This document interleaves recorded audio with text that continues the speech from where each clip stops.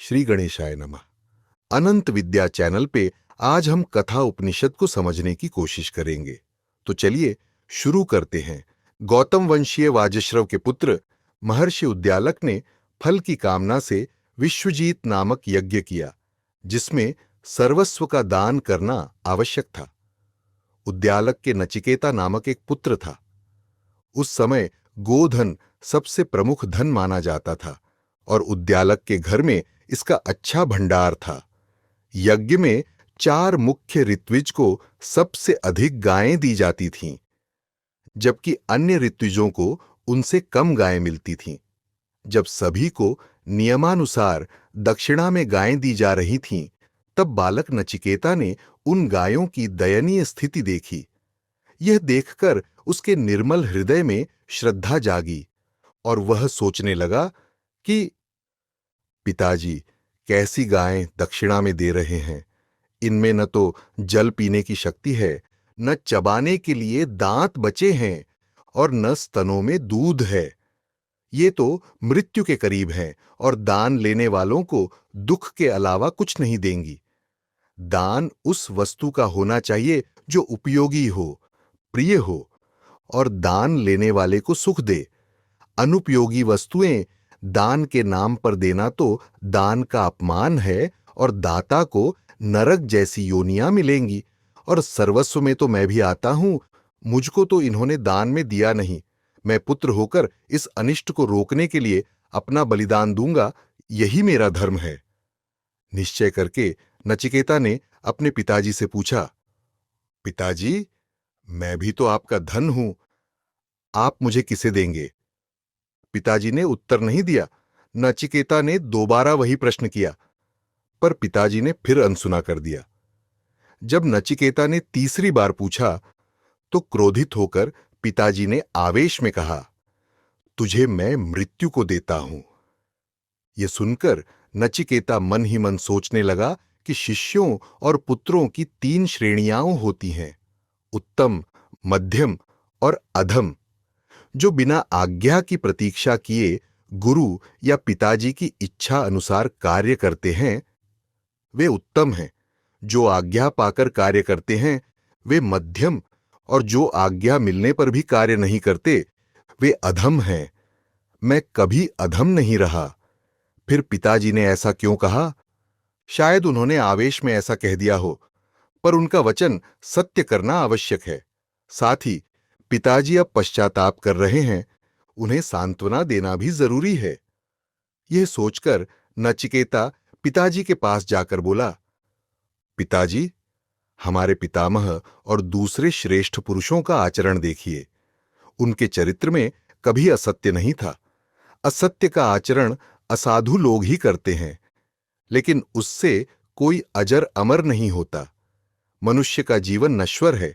वह अनाज की तरह जरा जीर्ण होकर मरता है और कर्मवश पुनः जन्म लेता है। इस नश्वर जीवन के लिए मनुष्य को कभी कर्तव्य छोड़कर असत्य आचरण नहीं करना चाहिए। आप शोक छोड़ें और मुझे यमराज के पास जाने की अनुमति दें। पुत्र के वचन सुनकर उद्यालक को दुख हुआ, लेकिन नचिकेता की सत्यपरायणता देखकर उन्होंने उसे यमराज के पास भेज दिया। यमसदन पहुंचने पर नचिकेता को पता चला कि यमराज बाहर गए हुए हैं, इसलिए वह 3 दिन तक अन्न जल ग्रहण किए बिना उनकी प्रतीक्षा करता रहा। यमराज के लौटने पर उनकी पत्नी ने कहा, साक्षात अग्नि के समान तेजस्वी ब्राह्मण अतिथि गृहस्थ के घर पधारते हैं।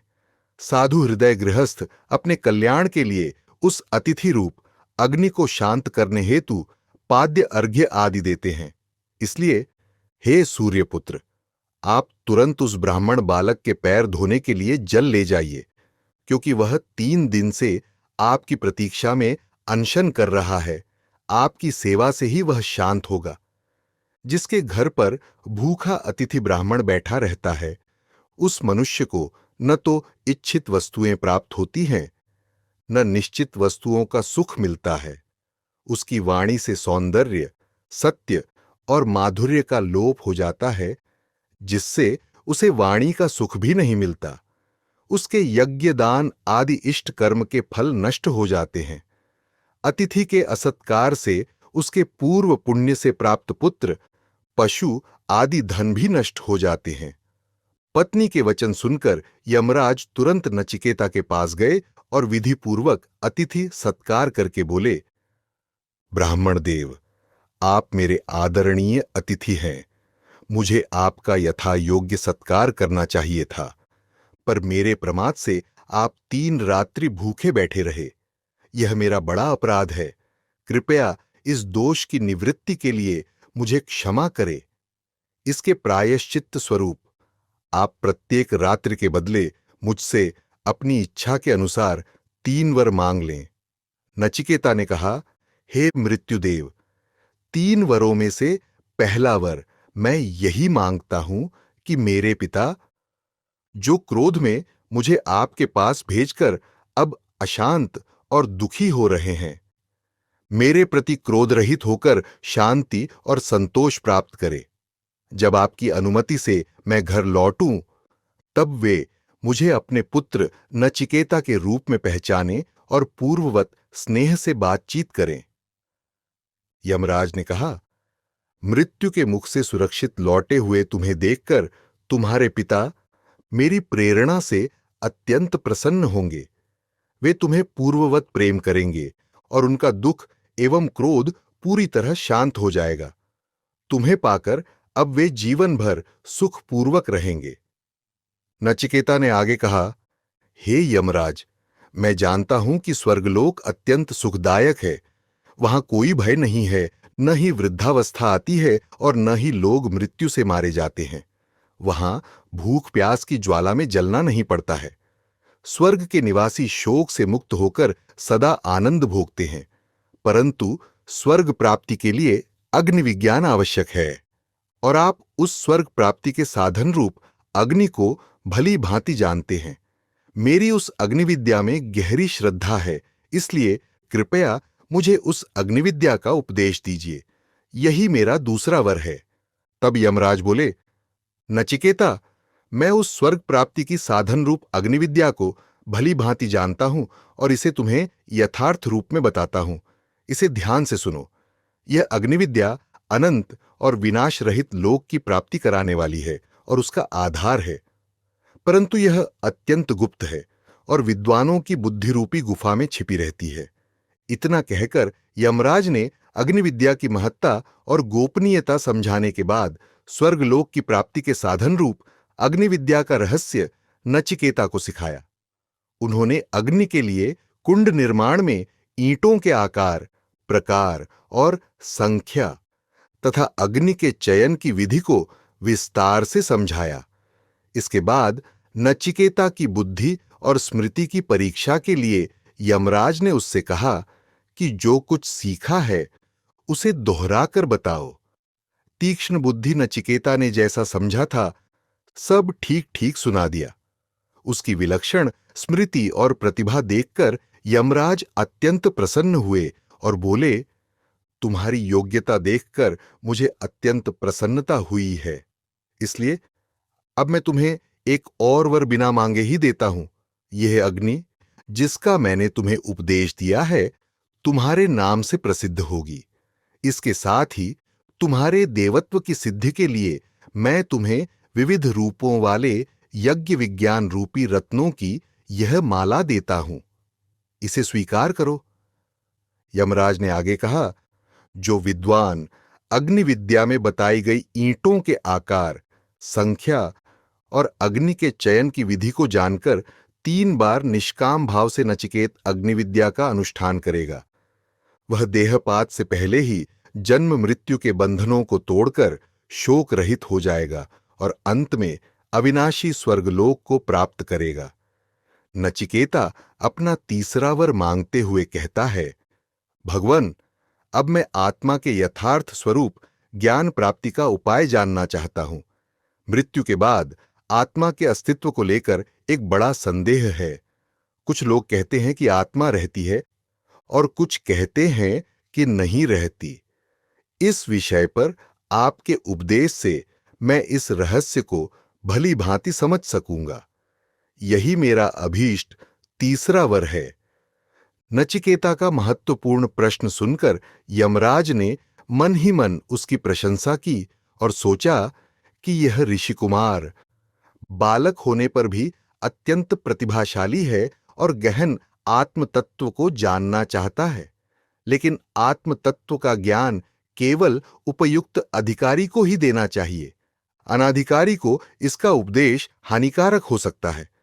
यह सोचकर यमराज ने पहले नचिकेता की पात्रता की परीक्षा लेने का निश्चय किया और आत्म तत्व की कठिनता का वर्णन करते हुए उसे टालना चाहा।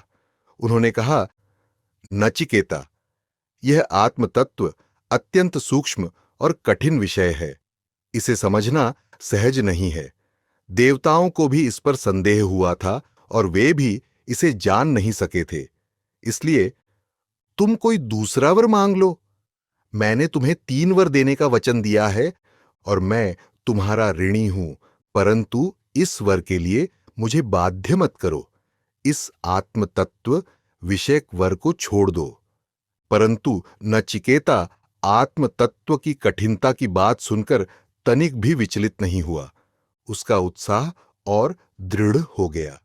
उसने यमराज से कहा, आप कहते हैं कि पूर्व काल में देवताओं ने भी इस विषय पर विचार किया, परंतु इसे जान नहीं सके और यह अत्यंत सूक्ष्म व कठिन विषय है। इससे यह सिद्ध होता है कि यह अत्यधिक महत्वपूर्ण विषय है। ऐसे महत्वपूर्ण विषय को समझाने के लिए आपके समान अनुभवी मार्गदर्शक मुझे और कोई नहीं मिल सकता। आप मुझसे इसे छोड़कर दूसरा वर मांगने को कहते हैं, परंतु मैं समझता हूं कि इसकी तुलना का दूसरा कोई वर नहीं है। अतः कृपया मुझे इसी आत्मतत्व का उपदेश दें। विषय की कठिनता से नचिकेता नहीं घबराया और अपने निश्चय पर दृढ़ रहा, जिससे वह इस पहली परीक्षा में सफल हो गया। अब यमराज ने उसकी दूसरी परीक्षा लेने के लिए विभिन्न प्रकार के प्रलोभन देने का निश्चय किया। उन्होंने कहा, नचिकेता, यदि तुम प्रचुर धन संपत्ति, दीर्घ जीवन के सुख साधन अथवा मनुष्य द्वारा भोगे जाने वाले समस्त भोगों को आत्म तत्व के समान समझते हो, तो इन सब का वर मांग लो। तुम इस विशाल भूमि के सम्राट बन जाओ। मैं तुम्हें समस्त भोगों को इच्छानुसार भोगने का अधिकार देता हूं। इस प्रकार यमराज ने वाक्चातुर्य से आत्म तत्व का महत्व बढ़ाते हुए नचिकेता को भोगों का प्रलोभन दिया। नचिकेता अपने निश्चय पर अटल रहा। तब यमराज ने उसे स्वर्ग के दिव्य भोगों का प्रलोभन देते हुए कहा, नचिकेता, जो जो भोग मृत्युलोक में दुर्लभ हैं, वे सब तुम अपनी इच्छा के अनुसार मांग लो। ये रथ, विविध प्रकार के वाद्य और स्वर्ग की सुंदरी रमणियां जो मनुष्यों में कहीं नहीं मिलती और जिनके लिए बड़े बड़े ऋषि मुनि ललचाते हैं, मैं तुम्हें सहज ही दे रहा हूं। तुम इन्हें ले लो और अपनी सेवा में लगाओ, परंतु आत्म तत्व से संबंधित प्रश्न मत पूछो। यमराज, जो स्वाभाविक ही दयालु और अनुभवी आचार्य है, नचिकेता की अधिकारिता की परीक्षा लेते हुए पहले उसे कठिनता का भय दिखाया, फिर इस लोक के एक से एक बढ़कर भोगों और अंत में स्वर्ग के दिव्य भोगों का प्रलोभन देकर उसके वैराग्य को दृढ़ किया। यमराज ने कहा कि यदि ये भोग आत्म तत्व से जुड़े वर के समान लगते हैं तो इन्हें मांग लो। परंतु नचिकेता जानता था कि इस लोक और परलोक के किसी भी भोग की तुलना आत्मज्ञान के सुख से नहीं की जा सकती। अतः उसने अपने निश्चय का युक्तिपूर्वक समर्थन करते हुए पूर्ण वैराग्य युक्त वचनों में यमराज से कहा, हे देव, जिन भोग्य वस्तुओं की आपने महिमा गाई है, वे सभी क्षणिक हैं और इनसे प्राप्त सुख वास्तव में दुख ही है। ये इंद्रियों का तेज और धर्म का हरण कर लेती हैं। आपने जो दीर्घ जीवन का प्रस्ताव दिया है, वह भी अनंत काल की तुलना में अत्यल्प है। जब ब्रह्मा आदि देवताओं का जीवन भी सीमित है, तब औरों का क्या कहना। आप जानते हैं, धन से तृप्ति नहीं मिलती।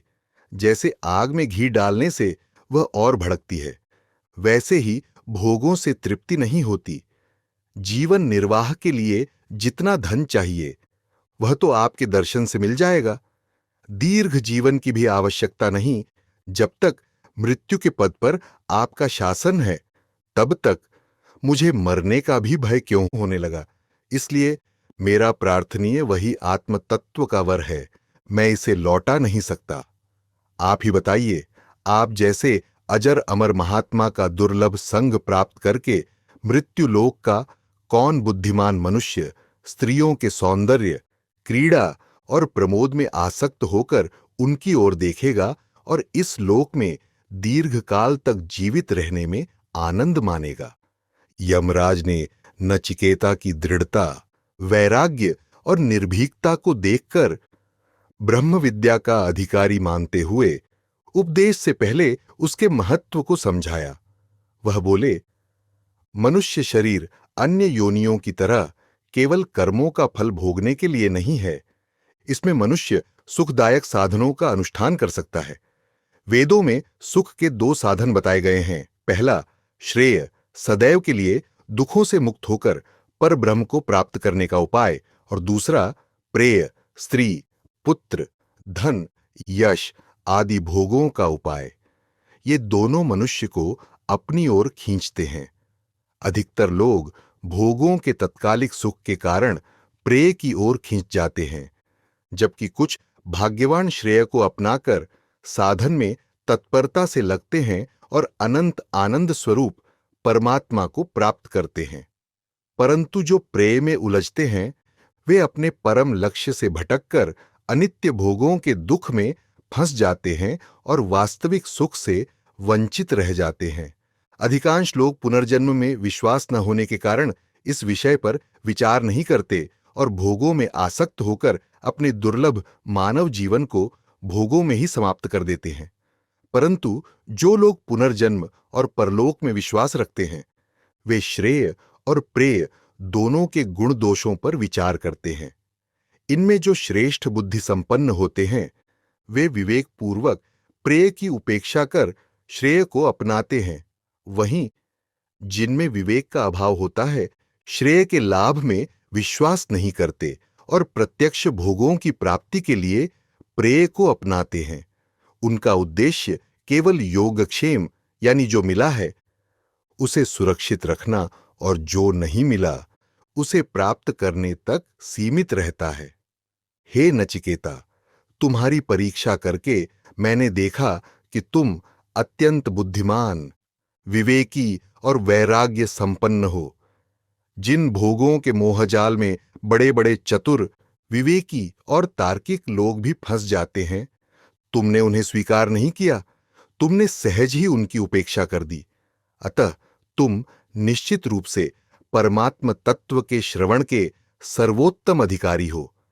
अविद्या और विद्या, ये दो साधन अलग अलग फल देने वाले और परस्पर विरोधी हैं।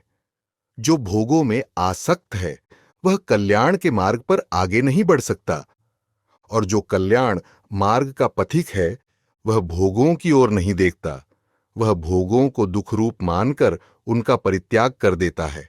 हे नचिकेता, मैं मानता हूं कि तुम विद्यापट के ही अभिलाषी हो, क्योंकि बड़े बड़े भोग भी तुम्हारे मन में तनिक भी लोभ उत्पन्न नहीं कर सके। जो मनुष्य अपने जीवन के महत्व को नहीं समझता और सांसारिक भोग संपत्ति की प्राप्ति के लिए धन आदि के मोह में फंसा रहता है, वह भोगों में आसक्त होकर प्रमादपूर्वक मनमाने आचरण करता है। उसे परलोक का विचार नहीं आता। उसके मन में यह विचार नहीं होता कि मरने के बाद उसे अपने कर्मों का फल भोगने के लिए बार बार विभिन्न योनियों में जन्म लेना पड़ेगा। ऐसा मूर्ख व्यक्ति सोचता है कि जो कुछ यहां प्रत्यक्ष दिखता है वही सब कुछ है और अधिक कुछ नहीं। उसे लगता है कि जितना भोग सुख यहां भोग लिया जाए वही बुद्धिमानी है। परलोक को कल्पना मात्र मानने वाला ऐसा व्यक्ति बार बार मृत्यु के चंगुल में फंसता है, और यमराज उसके कर्मों के अनुसार उसे विभिन्न योनियों में धकेलते रहते हैं। उसका जन्म मरण का चक्र नहीं छूटता। यमराज आत्मतत्व की दुर्लभता बताने के लिए नचिकेता से कहते हैं, आत्मतत्व कोई साधारण बात नहीं है। अधिकांश लोग ऐसे होते हैं जिन्हें जीवन भर आत्मकल्याण की बात सुनने का भी अवसर नहीं मिलता। उनका जीवन केवल विषय चर्चा में बीतता है, जिससे उनका मन हर समय विषय संसार में डूबा रहता है। कुछ लोग जो इसे सुनते हैं, उनके विषय आसक्त मन में यह ठहर नहीं पाता या मंद बुद्धि के कारण इसे समझ नहीं पाते। जो इसे समझते हैं, उनमें भी विरले ही ऐसे महापुरुष होते हैं जो आत्म तत्व का यथार्थ वर्णन कर सकें, और ऐसे भी बहुत कम होते हैं जिन्होंने आत्म तत्व को प्राप्त कर जीवन में सफलता पाई हो।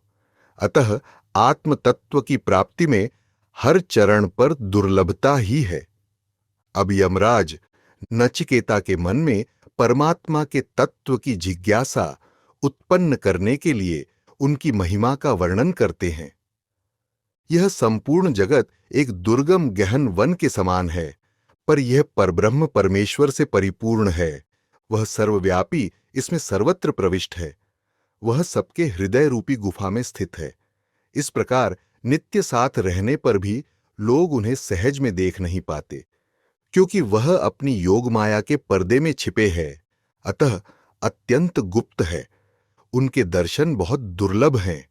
जो शुद्ध बुद्धि साधक अपने मन और बुद्धि को नित्य उन परब्रह्म के चिंतन में संलग्न रखते हैं, वे उन सनातन देव को प्राप्त कर सदैव के लिए हर्ष और शोक से मुक्त हो जाते हैं, और उनके अंतःकरण से हर्ष शोक आदि विकार समूल नष्ट हो जाते हैं।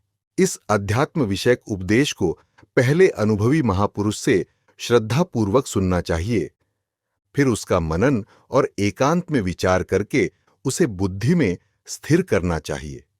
इस प्रकार साधना करने पर आत्मस्वरूप की प्राप्ति होती है और मनुष्य आनंद स्वरूप परब्रह्म को प्राप्त कर उनमें निमग्न हो जाता है। हे नचिकेता, तुम्हारे लिए उस परम धाम का द्वार खुला है और तुम्हें वहां जाने से कोई रोक नहीं सकता। तुम ब्रह्म प्राप्ति के उत्तम अधिकारी हो, ऐसा मैं मानता हूं।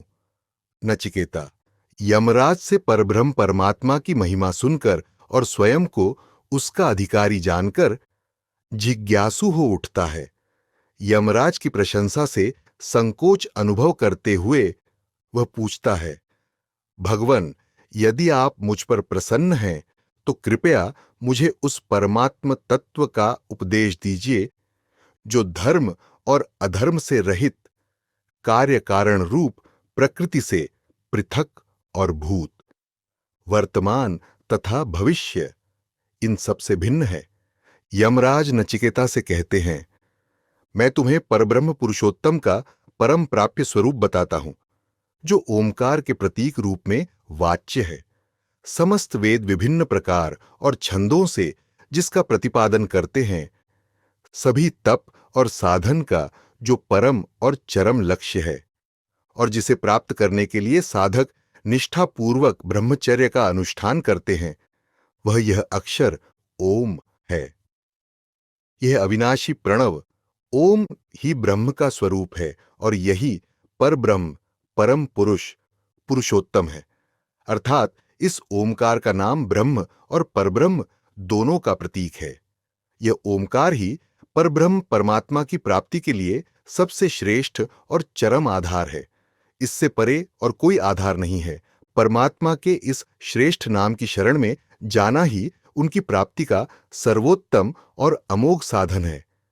इस रहस्य को समझकर जो साधक श्रद्धा और प्रेम पूर्वक इस पर निर्भर करता है, वह निश्चित रूप से परमात्मा की प्राप्ति का परम गौरव प्राप्त करता है। यमराज नचिकेता को आत्मा के शुद्ध स्वरूप और उसकी नित्यत्व का निरूपण करते हुए कहते हैं, साधक को अपने शाश्वत और निर्विकार स्वरूप का अनुभव करना चाहिए। जब तक साधक अपने को शरीर और अन्य अनित्य वस्तुओं से भिन्न नहीं समझ लेता, तब तक उसे इन अनित्य वस्तुओं से वैराग्य नहीं होता और उसके अंतःकरण में नित्य तत्व की अभिलाषा उत्पन्न नहीं होती। जीवात्मा नित्य, चेतन और ज्ञान स्वरूप है। इसका अनित्य, नाशवान शरीर और भोगों से कोई संबंध नहीं है। आत्मा अनादि और अनंत है, बिना किसी कारण और कार्य के, जन्म मरण से रहित, सदा एकरस और निर्विकार है। शरीर के नाश से इसका नाश नहीं होता। जो इसे मारने वाला या मरने वाला मानते हैं, वे आत्मस्वरूप को नहीं जानते और पूरी तरह भ्रमित हैं। साधक को शरीर और भोगों की अनित्यता और आत्मा की नित्यत्व का विचार करते हुए इन अस्थायी सुखों की आशा का त्याग कर नित्य सुख स्वरूप परब्रह्म पुरुषोत्तम की प्राप्ति की अभिलाषा रखनी चाहिए। यमराज कहते हैं, यद्यपि परब्रह्म पुरुषोत्तम जीवात्मा के अत्यंत समीप हृदय में ही स्थित हैं, फिर भी मनुष्य मोहवश भोगों में उलझा रहता है और उनकी ओर नहीं देखता। इस कारण यह मनुष्य शरीर पाकर भी कीट पतंग जैसे तुच्छ प्राणियों की तरह अपना दुर्लभ जीवन व्यर्थ नष्ट कर देता है। जो साधक अपने शुद्ध चेतन स्वरूप को समझकर भोगों की कामना और शोक से रहित हो जाता है, वह परमात्मा की कृपा से अनुभव करता है कि परब्रह्म पुरुषोत्तम अणु से भी अणु और महान से भी महान हैं, सर्वव्यापी हैं।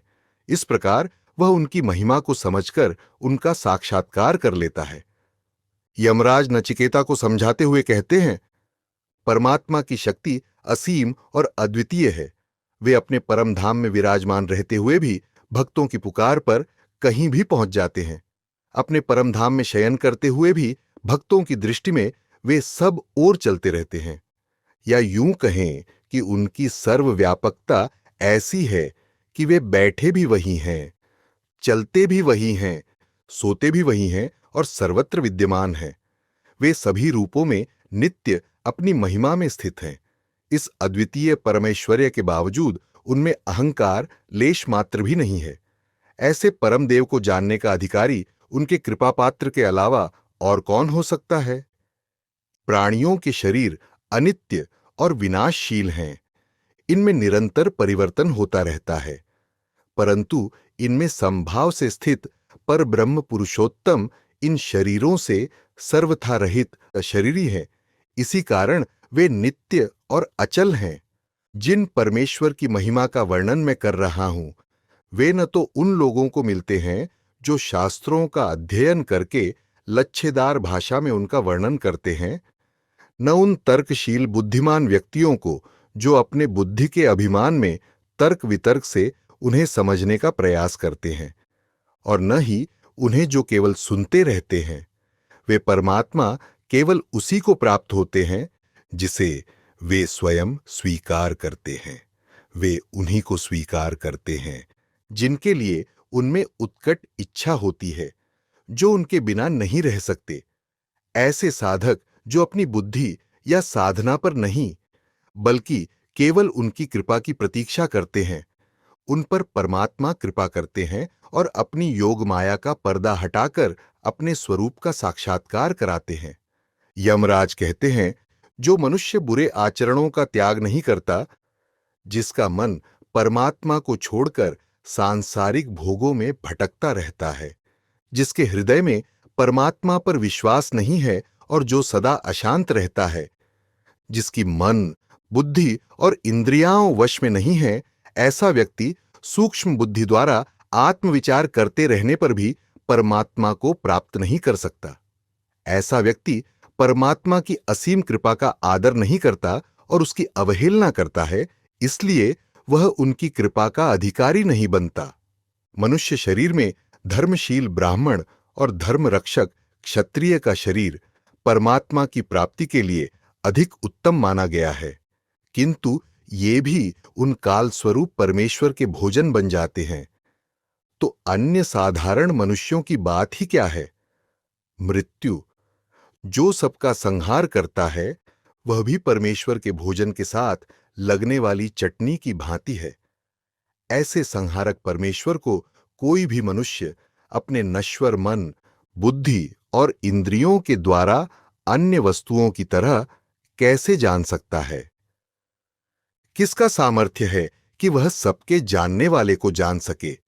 अतः जिसको परमात्मा अपनी कृपा का पात्र बनाकर अपना तत्व समझाना चाहते हैं, वही उन्हें जान सकता है। अपनी शक्ति से उन्हें कोई भी यथार्थ रूप में नहीं जान सकता, क्योंकि वे लौकिक वस्तुओं की तरह बुद्धि से जानने में आने वाले नहीं हैं। यमराज जीवात्मा और परमात्मा के नित्य संबंध का परिचय देते हुए कहते हैं, यह मनुष्य शरीर बहुत दुर्लभ है। पूर्व जन्म के अनेकों पुण्य कर्मों के कारण परम कृपालु परमात्मा जीव को कल्याण के लिए यह शरीर प्रदान करते हैं और स्वयं भी उसी जीवात्मा के साथ हृदय में अंतर्यामी रूप से निवास करते हैं। दोनों साथ रहते हुए सत्य का पान करते हैं, शुभ कर्मों के फल का भोग करते हैं। भोग में अंतर है, परमात्मा असंग और अभोक्ता है। उनका यह भोग लीला मात्र है। वे भोगते हुए भी वस्तुतः नहीं भोगते। परमात्मा फल भोग कराते हैं, जबकि जीवात्मा भोगता है, परंतु असंग नहीं रहता, बल्कि उसमें सुख का अनुभव करता है। साथ रहते हुए भी जीवात्मा और परमात्मा धूप और छाया की भांति भिन्न है। जीवात्मा अल्प प्रकाश और अल्पज्ञ है, जबकि परमात्मा पूर्ण प्रकाश और सर्वज्ञ है। जैसे छाया में अल्प प्रकाश धूप का ही होता है, वैसे ही जीव का ज्ञान भी परमात्मा का ही अंश है। इस रहस्य को समझकर मनुष्य को किसी प्रकार का अभिमान नहीं करना चाहिए और अपने हृदय में सदा निवास करने वाले परमात्मा का निरंतर चिंतन करना चाहिए। यमराज नचिकेता को परमात्मा को जानने और प्राप्त करने का सर्वोत्तम साधन बताते हुए स्वयं परमात्मा से प्रार्थना करते हैं। वे कहते हैं, हे परमात्मन, कृपया हमें वह सामर्थ्य प्रदान कीजिए जिससे हम निष्काम भाव से यज्ञ और शुभ कर्मों की विधि को भली भांति जान सकें और आपकी आज्ञा का पालन कर उन कर्मों का अनुष्ठान करके आपकी प्रसन्नता प्राप्त कर सकें, और साथ ही जो संसार सागर से पार होने के इच्छुक विरक्त पुरुषों के लिए निर्भय पद है, उस अविनाशी परम पद आपके सत्य स्वरूप को जानने और प्राप्त करने में भी हम सक्षम बने। इस प्रार्थना के माध्यम से यमराज यह दर्शाते हैं कि परमात्मा को जानने और पाने का सबसे उत्तम और सरल साधन उनसे स्वयं प्रार्थना करना है। यमराज जीवात्मा के परम धाम तक पहुंचने के साधनों को रथ और रथी के रूपक से समझाते हैं। वे कहते हैं कि जीवात्मा अनंत काल से संसार में सुख की खोज में भटक रहा है और जहां भी सुख की आशा करता है वहां धोखा खाता है। उसकी इस दयनीय दशा को देखकर दयालु परमात्मा ने उसे मानव शरीर रूपी सुंदर रथ प्रदान किया है। इस रथ के साथ इंद्रियों रूपी बलवान घोड़े, मन रूपी लगाम और बुद्धि रूपी सारथी दिए गए हैं। जीवात्मा इस रथ का स्वामी बनता है और उसे निर्देश दिया गया है कि बुद्धि की प्रेरणा से वह भगवान के नाम, रूप, लीला और धाम के मार्ग पर चलकर शीघ्र ही परम धाम तक पहुंच जाए।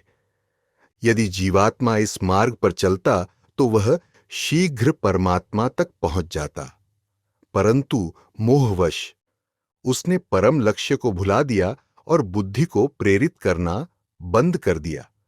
इसके परिणाम स्वरूप बुद्धि असावधान हो गई, मन रूपी लगाम को इंद्रियों रूपी घोड़ों की इच्छा पर छोड़ दिया। इस कारण जीवात्मा इंद्रियों के अधीन होकर संसार के विषयों में भटकने लगा। वह शरीर, इंद्रियां और मन का सही उपयोग करके भगवान की प्राप्ति कर सकता था, परंतु अब इन्हीं साधनों के साथ वह लौकिक विषयों के विष का उपभोग करने में लग गया। यमराज समझाते हैं कि इंद्रियां विषयों में क्यों भटकती हैं। रथ के घोड़े इंद्रियों के समान हैं, जो स्वाभाविक रूप से विषयों की ओर खींचते हैं।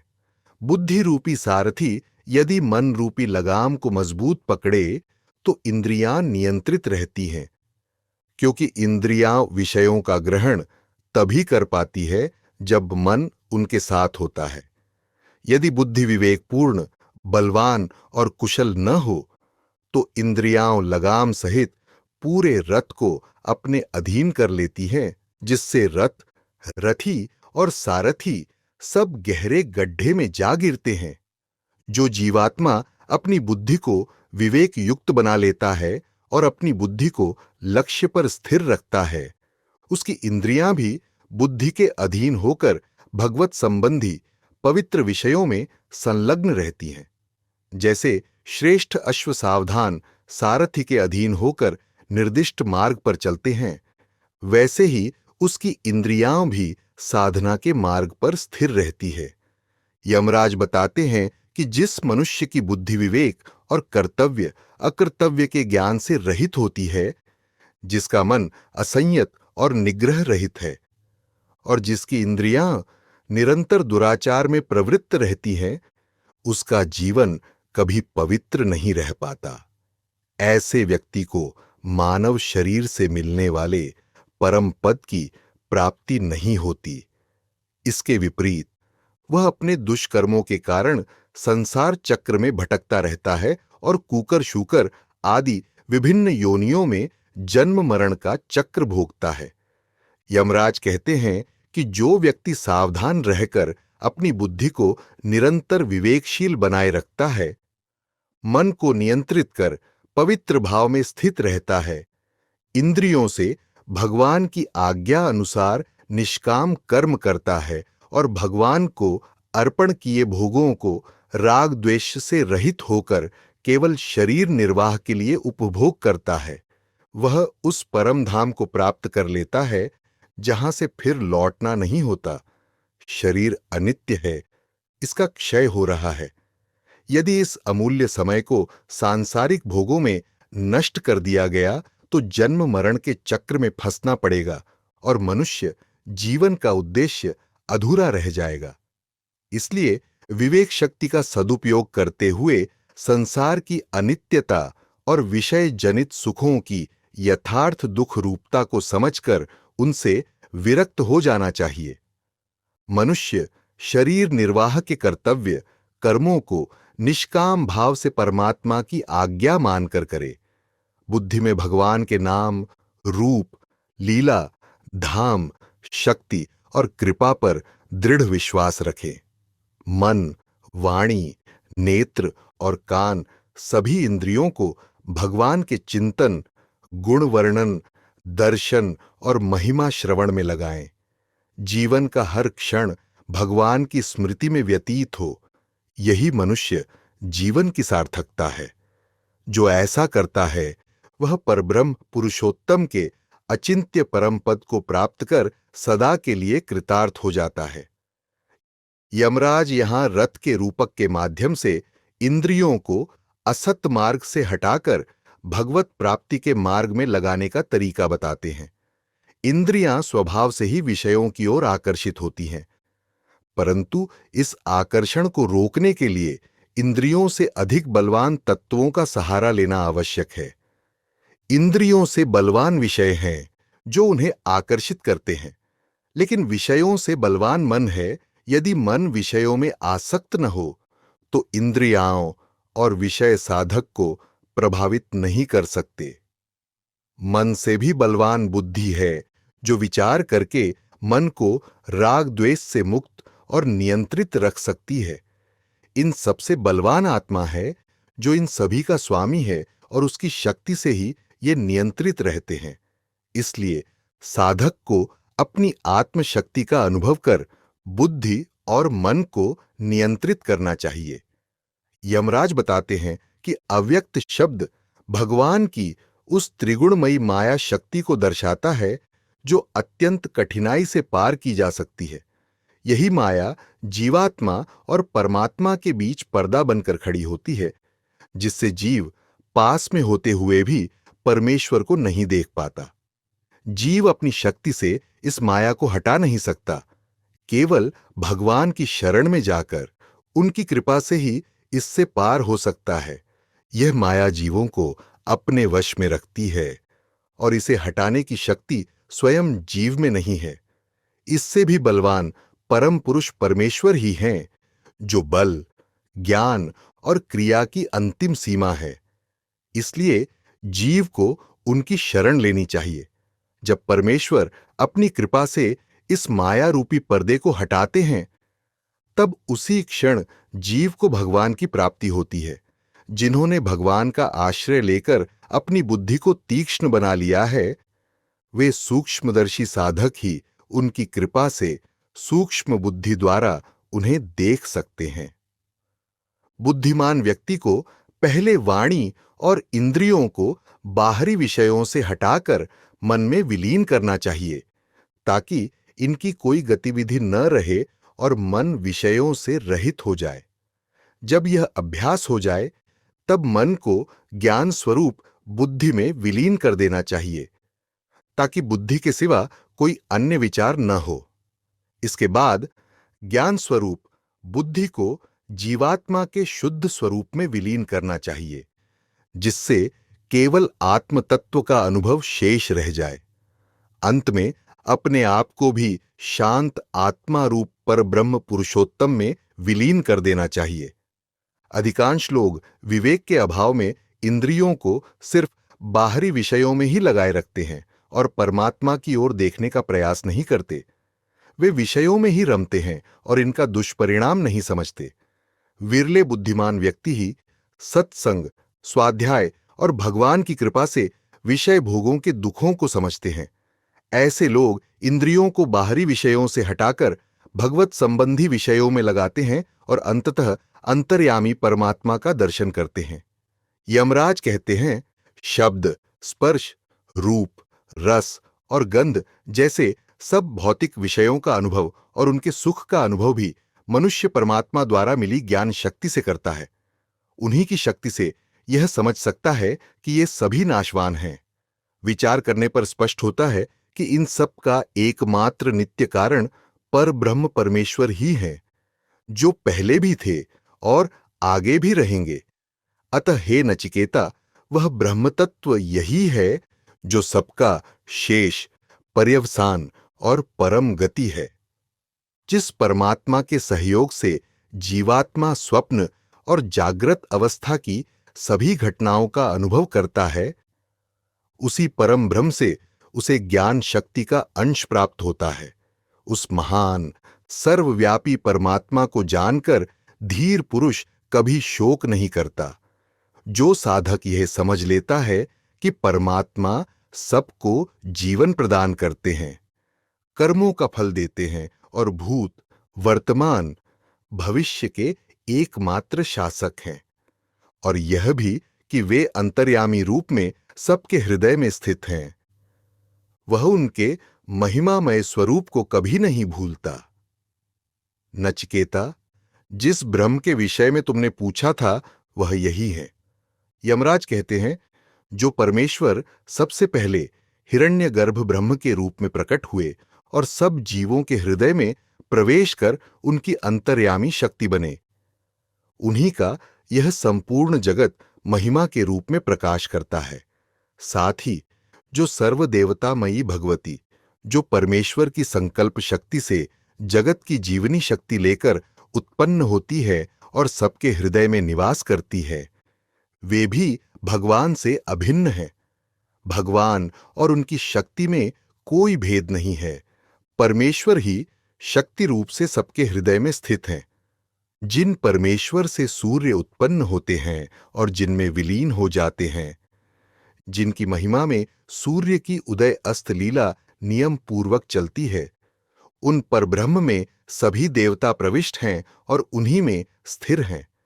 उनकी महिमा और व्यवस्था का कोई उल्लंघन नहीं कर सकता। सभी सदैव उनके अधीन हैं। जो सर्वशक्तिमान, सर्वव्यापी परब्रह्म पुरुषोत्तम यहां पृथ्वी पर हैं, वही परलोक में देव गंधर्वादि अनंत लोकों में भी है। एक ही परमात्मा संपूर्ण ब्रह्मांड में व्याप्त है। जो व्यक्ति उनके नाना रूपों को देखकर उनमें भिन्नता की कल्पना करता है, उसे बार बार जन्म मरण के चक्र में पड़ना पड़ता है।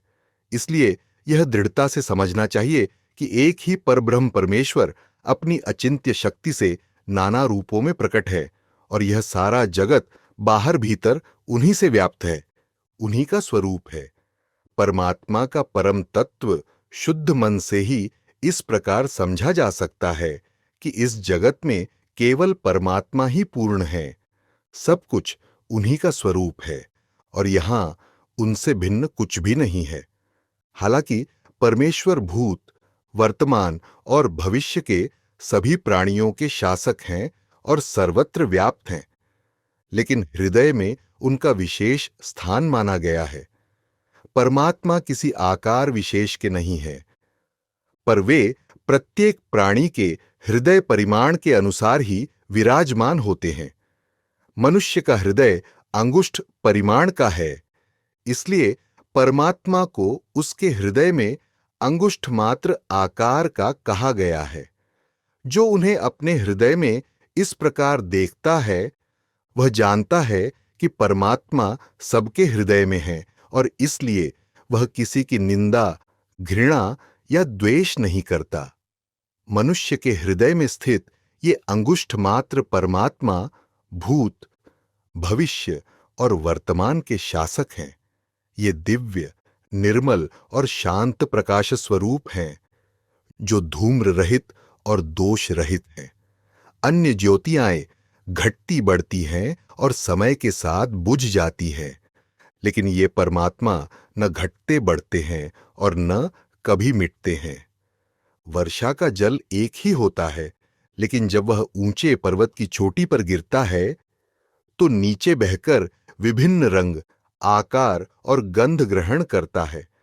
इसी प्रकार जो व्यक्ति परमात्मा से उत्पन्न विभिन्न देव, असुर, मनुष्यों को परमात्मा से पृथक मानकर उनकी पूजा करता है, उसे अलग अलग लोकों और योनियों में भटकना पड़ता है और वह ब्रह्म को प्राप्त नहीं कर सकता।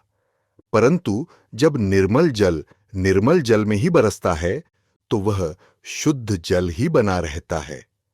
इसी तरह हे नचिकेता, जो जानता है कि सब कुछ परब्रह्म पुरुषोत्तम ही है, उसकी आत्मा ब्रह्म में मिलकर अभिन्नता का भाव प्राप्त कर लेती है।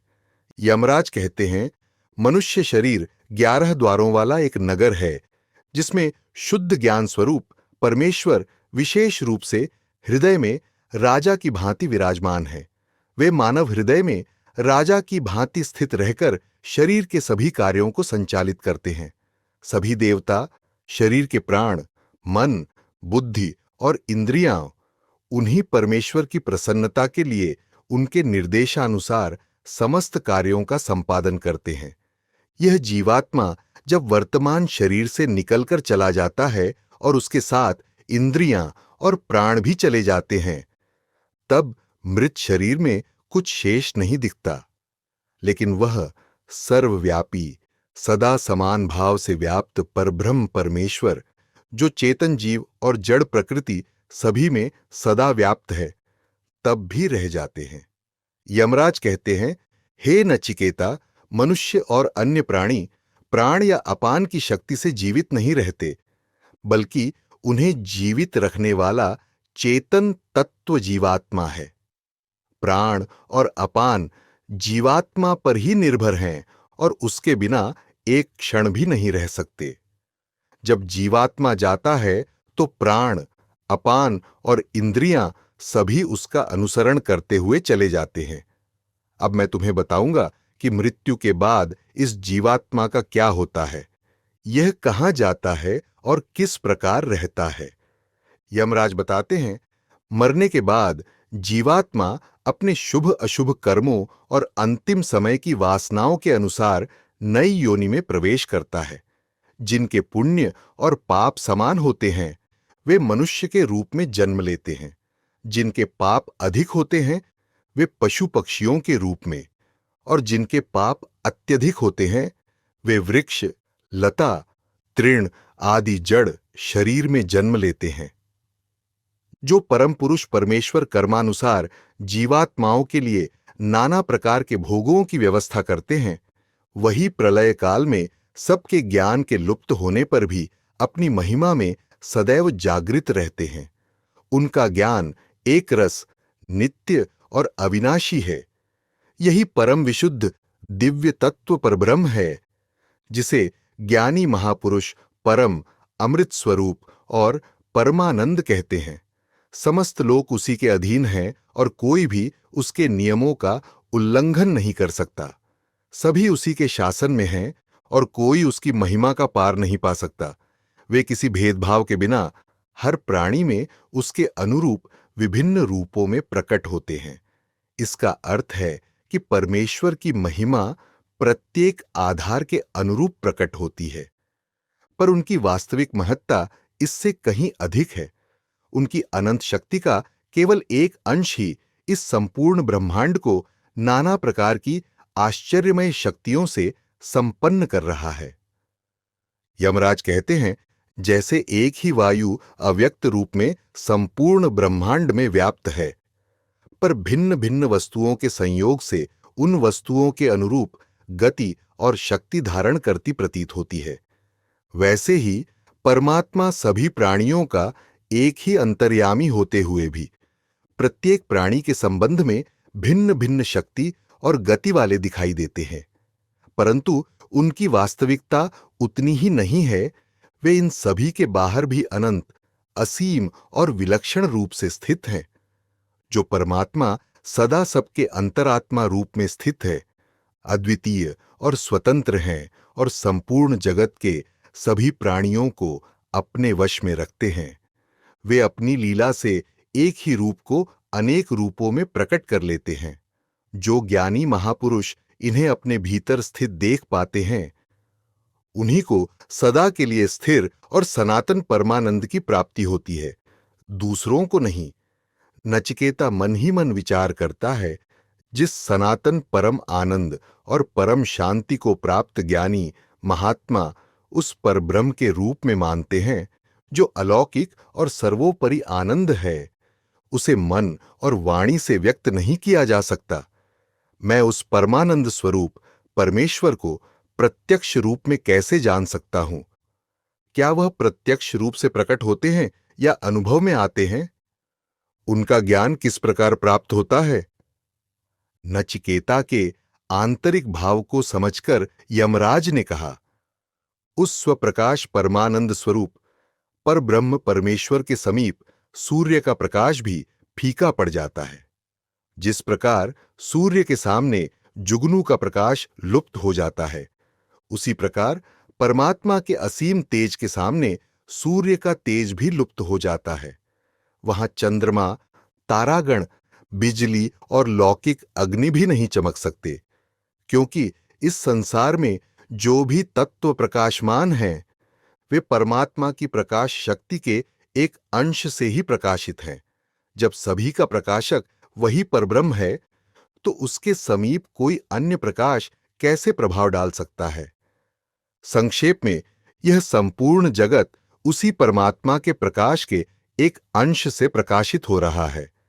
यह ब्रह्मांड एक अनादि पीपल वृक्ष की तरह है, जिसका मूल कारण पर ब्रह्म पुरुषोत्तम सबसे ऊपर, सूक्ष्मतम और सर्वशक्तिमान है।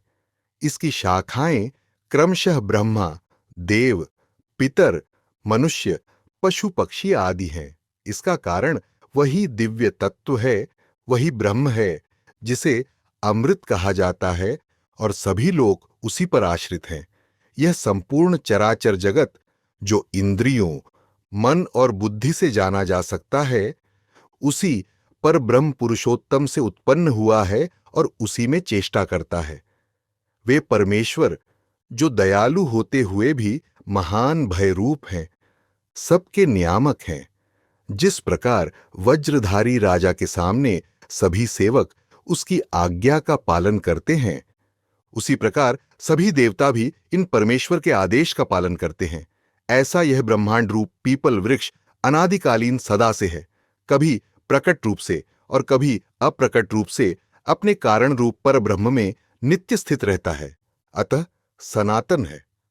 यमराज कहते हैं, इन सर्वशक्तिमान, सबके शासक परमेश्वर के भय से ही अग्नि, सूर्य, इंद्र, वायु और मृत्यु देवता सभी सावधानी पूर्वक अपना अपना कार्य करते हैं। देवताओं द्वारा जगत में सभी कार्य नियमित रूप से इन्हीं परमेश्वर के अमोघ शासन के कारण संपन्न हो रहे हैं।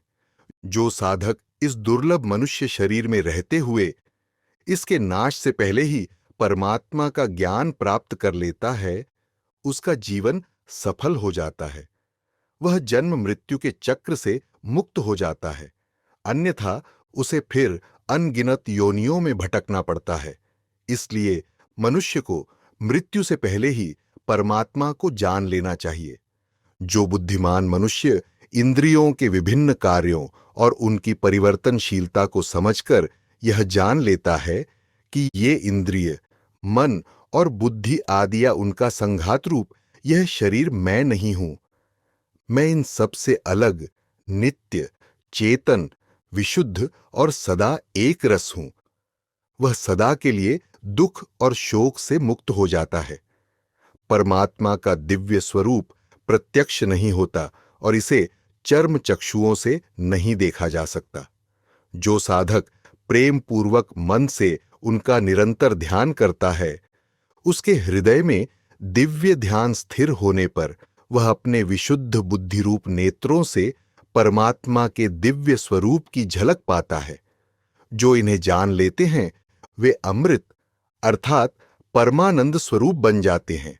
जब योगाभ्यास के दौरान मन और पांचों इंद्रियां पूर्ण स्थिरता प्राप्त कर लेती हैं और बुद्धि केवल परमात्मा में इस प्रकार स्थित हो जाती है कि उसे परमात्मा के अतिरिक्त किसी अन्य वस्तु का तनिक भी ज्ञान नहीं रहता और किसी भी चेष्टा का उदय नहीं होता, तब उस स्थिति को योगी जन परम गति योग की सर्वोत्तम स्थिति मानते हैं। इंद्रिय, मन और बुद्धि की स्थिर धारणा का ही नाम योग है, क्योंकि उस समय साधक विषय दर्शन रूप सब प्रकार के प्रमाद से सर्वथा रहित हो जाता है। परंतु यह योग उदय और अस्त होने वाला है, अतः परमात्मा को प्राप्त करने की इच्छा वाले साधक को निरंतर योग युक्त रहने का दृढ़ अभ्यास करते रहना चाहिए। यमराज कहते हैं, साधक को पहले दृढ़ विश्वास करना चाहिए कि परमेश्वर अवश्य हैं और साधक को मिलते हैं, फिर इसी विश्वास से उन्हें स्वीकार कर तात्विक विवेचन पूर्वक निरंतर उनका ध्यान करे। जब साधक इस विश्वास से उन्हें स्वीकार करता है कि वे अवश्य हैं और हृदय में ही विराजमान हैं, तो परमात्मा का दिव्य स्वरूप उसके शुद्ध हृदय में प्रकट हो जाता है और प्रत्यक्ष अनुभव हो जाता है। मनुष्य का हृदय विभिन्न लौकिक और परलौकिक इच्छाओं से भरा रहता है, जिससे न तो वह परम आनंद स्वरूप परमेश्वर को प्राप्त करने का विचार करता है और न कामनाओं की आसक्ति के कारण परमात्मा की अभिलाषा रखता है। जब साधक के हृदय से ये सभी इच्छाएं पूरी तरह नष्ट हो जाती हैं, तब वह जो सदा मृत्यु के अधीन था अमर हो जाता है और इसी मनुष्य शरीर में परब्रह्म परमेश्वर का साक्षात अनुभव कर लेता है। हृदय में 101 प्रमुख नाड़ियां हैं जो चारों ओर फैली हुई हैं। उनमें से एक नाड़ी, जिसे सुषुम्ना कहते हैं, हृदय से मस्तक की ओर जाती है। भगवान के परम धाम में जाने का अधिकारी वही जीवात्मा होता है जो इस नाड़ी के माध्यम से शरीर से निकलकर सबसे ऊंचे लोक परम धाम में पहुंचता है और अमृत स्वरूप परमानंदमय परमेश्वर को प्राप्त कर लेता है। अन्य जीव मरण काल में अन्य नाड़ियों के माध्यम से शरीर से निकलकर अपने कर्म और वासनाओं के अनुसार विभिन्न योनियों में जन्म लेते हैं। यमराज के उपदेश को श्रद्धापूर्वक सुनने के बाद नचिकेता ने उस ज्ञान और योग की विधि को प्राप्त कर जन्म मरण के बंधन से मुक्त होकर सर्वथा शुद्ध परब्रह्म परमेश्वर को प्राप्त कर लिया। जो भी इस आत्मविद्या को नचिकेता की तरह समझकर श्रद्धा से धारण कर लेता है, वह भी नचिकेता की भांति विकारों से रहित होकर जन्म मृत्यु के चक्र से मुक्त होकर परमात्मा को प्राप्त कर लेता है।